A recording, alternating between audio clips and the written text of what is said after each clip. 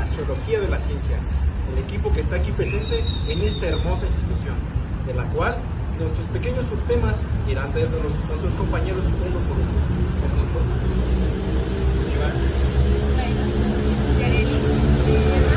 Y nuestra compañera Valentina. Buenas tardes, profesor y compañeros. Nosotros somos el equipo número 4. Estamos conformados por Jesús Pérez José Ernesto, Rodríguez José Iván, Peñalosa Cortés Aira, Rosa Avilés y Diana, Hernández Martínez Yareli. Ricardo.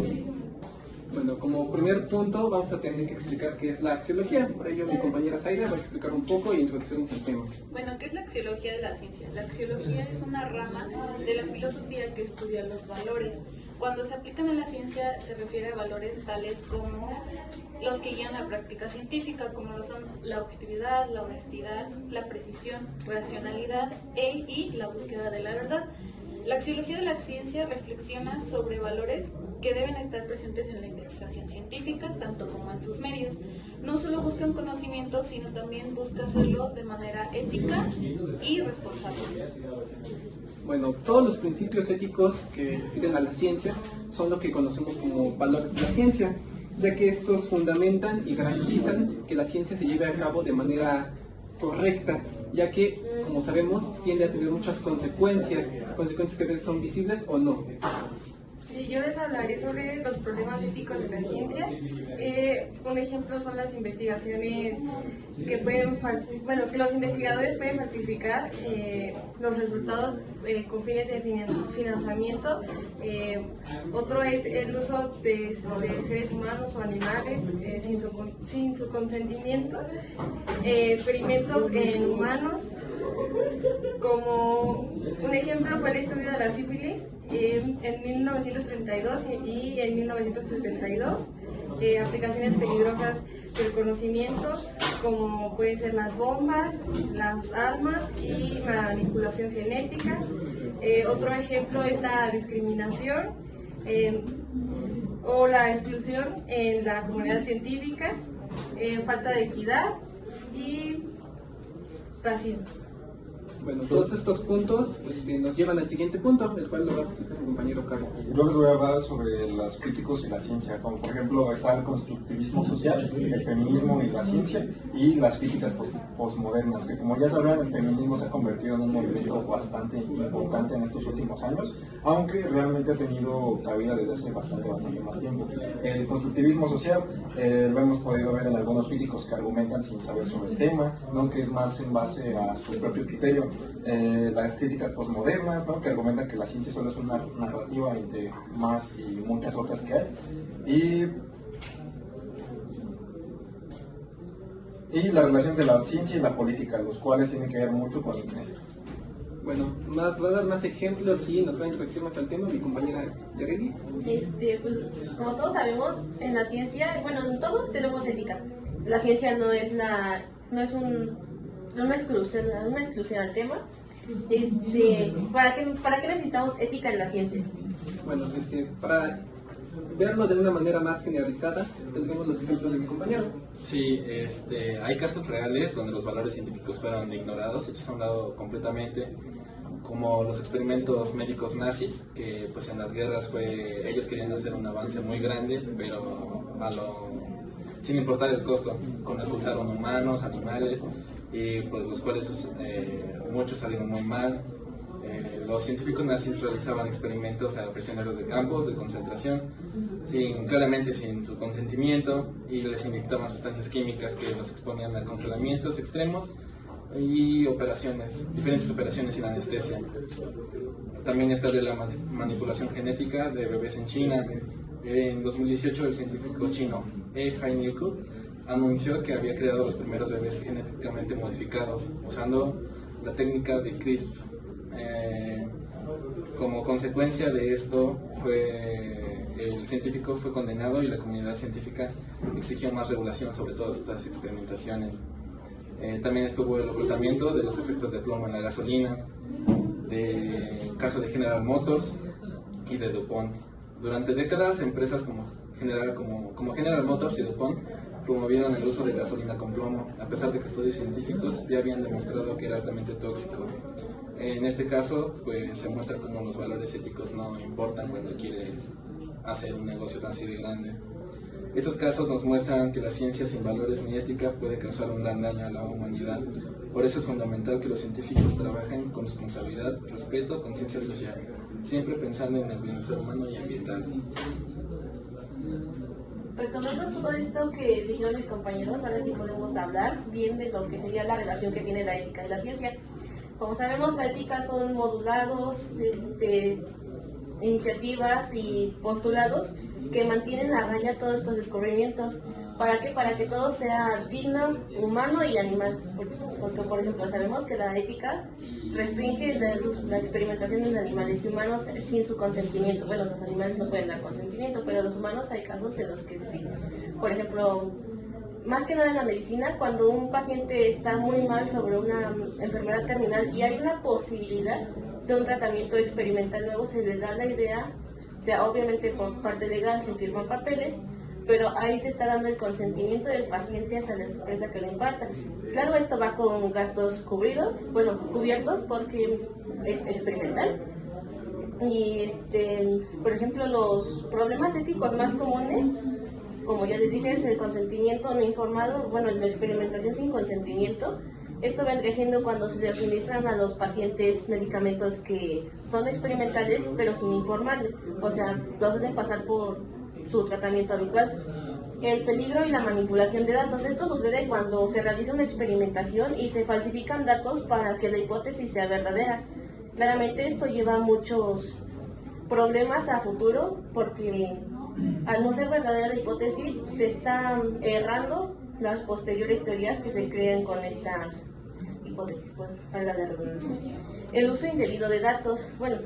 Esto más que nada viene siendo cuando un científico, un ingeniero, parte de la comunidad científica experimenta, su hipótesis es verdadera y sale una tecnología nueva, por decirlo así. Y la humanidad la usa para fines que no son benéficos, lo que vendría siendo, por ejemplo, el caso de la bomba atómica. Fue con fue en una investigación que, pues a fin de cabo es una investigación que la humanidad lo usó para fines, pues no benéficos, es parte de esta parte ética.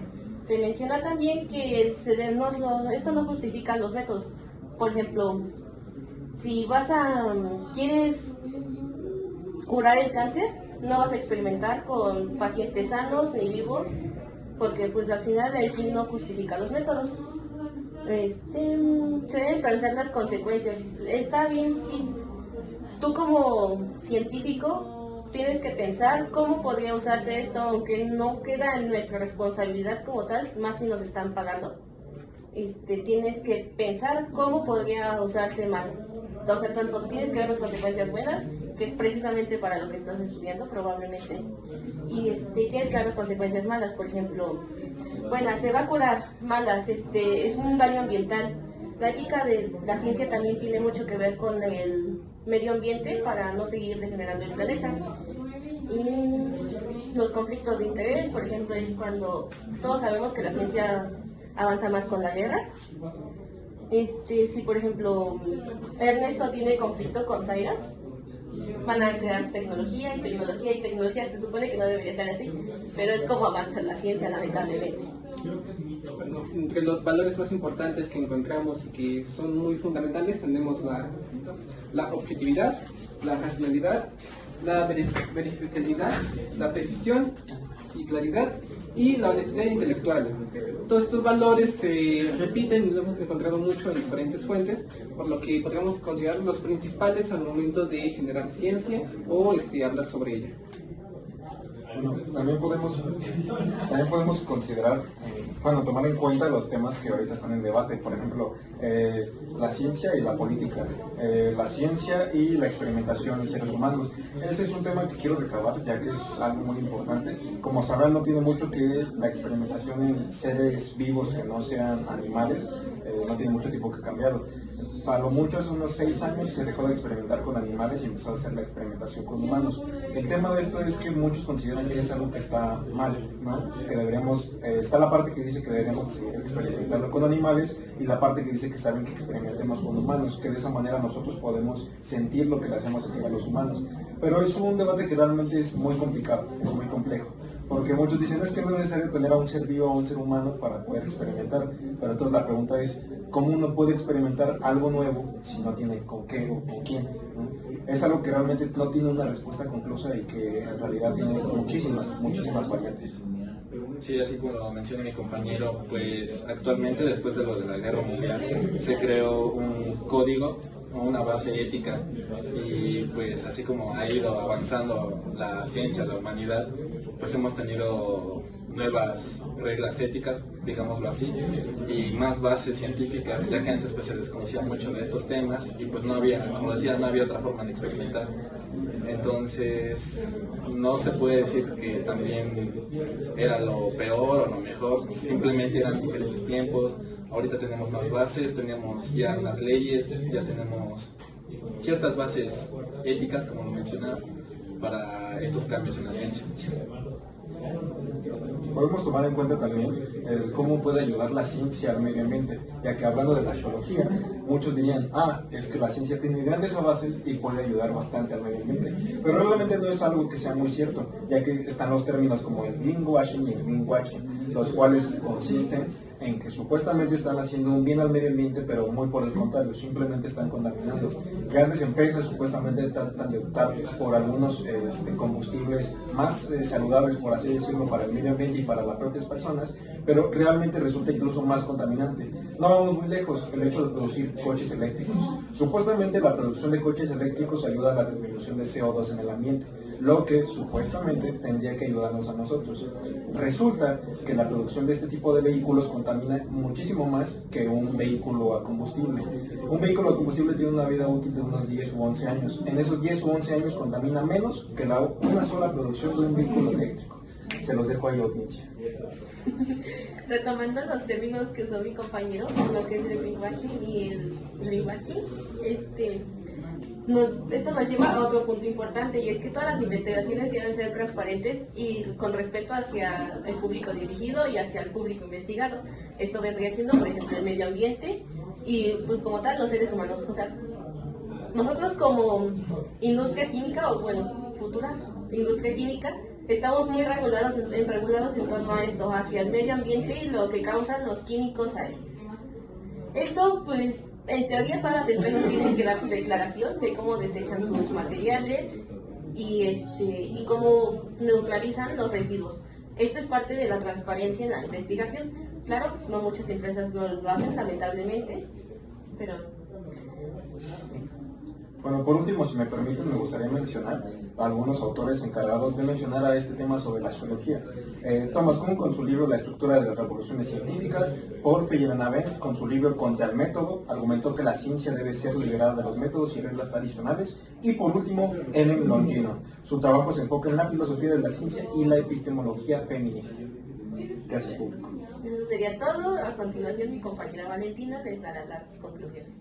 En conclusión, podemos llegar al punto de entender a base de todo lo que mis compañeros explicaron previamente, que la axiología de la ciencia representa algo fundamental en la parte filosófica de esta.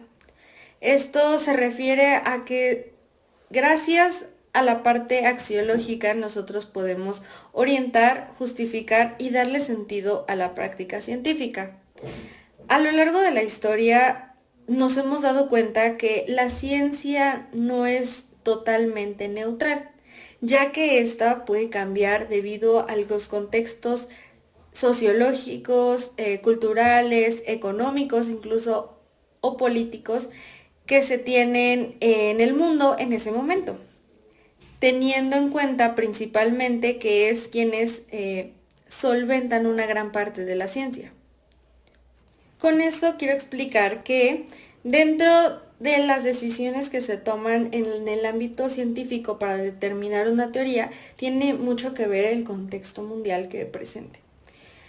Comprender la axiología de la ciencia implica reconocer conceptos como la objetividad, la racionalidad y la ética, y mantenerlos no solamente como ideales abstractos, sino como algo que nos ayude a adaptar y guiar el camino que tomaría esta investigación Asimismo, la axiología contribuye a formar una conciencia crítica frente a los riesgos de uso inadecuado de ella, como puede ocurrir en los desarrollos de tecnologías nocivas o como puntos que se mencionaron hace rato. Además, este campo filosófico invita a reflexionar sobre el tipo de ciencia y de rumbo que tome.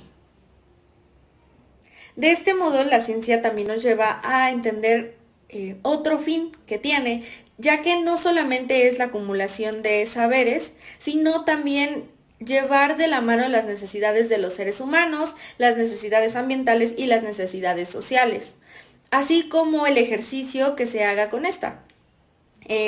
La ciencia nos plantea que debe ser capaz de resolver desafíos contemporáneos tomando en cuenta la ética y las diversas ideologías que se pueden tener sobre esta, teniendo así una ciencia de perspectiva responsable.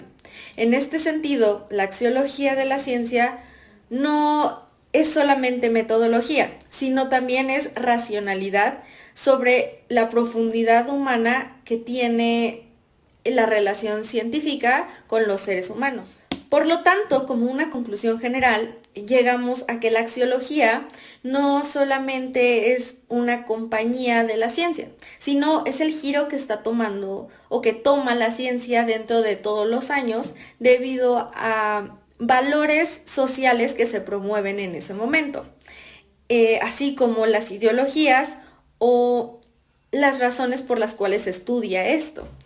Sin embargo, en este momento se busca que la ciencia tenga responsabilidad social y que promueva valores con una ética que guían nuestra forma de conocer, actuar y convivir con la sociedad, teniendo así responsabilidad por cómo emplearla.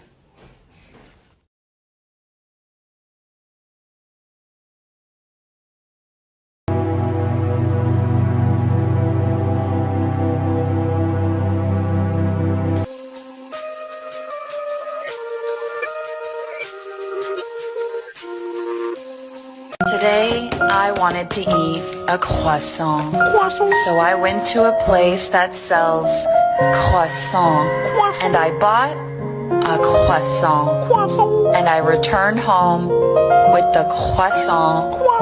And then I ate the croissant.